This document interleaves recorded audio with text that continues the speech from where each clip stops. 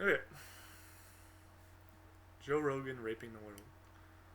Here's reality, and this is where it's going to get sound really strange. I mean, look, Obama thought he was going to change things. Look what started happening once he got into office. Guy wins a fucking Nobel Prize and then sends 30,000 more troops to Afghanistan. If he really thought that he was going to be able to do anything differently once he got into office, once you get in there, you kind of understand. You're dealing with a machine that is just fucking beyond your comprehension, so intertwined with corruption. But this is what you can do. What you can do is what we're doing. What you can do is what anyone out there who's doing, who's showing a more positive example and giving you a more fun and happy way to live your life.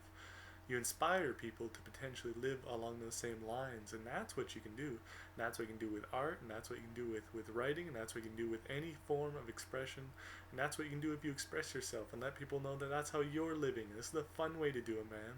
You don't have to be a cunt. You don't have to be a douchebag. You don't have to be out there raping the world. Like, that's not the right way to go about it. It's not fun. You just need a lot of people to recognize that vision and see it and realize, hey, we are only here for a short amount of time. If you go around living life like a fucking douchebag, if you go around saying it's all about me living life like a fucking douchebag, when it's all over, you're just gonna have a wreck of a life. You're not gonna be enjoying yourself. You're not gonna be having a good time through this fucking thing. If we could all recognize that we really could put this place in a different frequency, we really could make human beings respond and behave on a better level than we're doing now. But the only way that we're going to do it is to electrify the young. You've got to inspire these people. You've got to get in their head. There's people out there that are hearing some of the shit on this podcast. They're hearing some of the shit that Brian is saying, some of the shit that Duncan says in this podcast. They're hearing all this shit, and it's ringing in their mind. They're hearing Eddie's stories, when Eddie starts talking about jujitsu and breaking down life, and man, people hear about shit like that, man, it gets you thinking, and you start questioning, like, how have I been managing my life? Have I been doing these same things?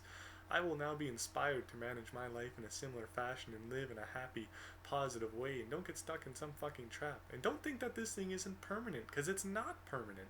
If you go around thinking you can just keep up with this shitbag life, and eventually someday you're gonna get a nap.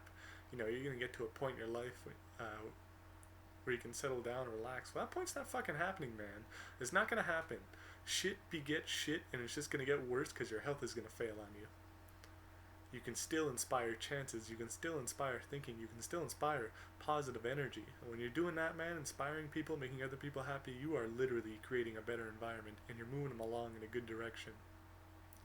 That's the future. That's the only way that we're really gonna have a future. Keep it together, bitches.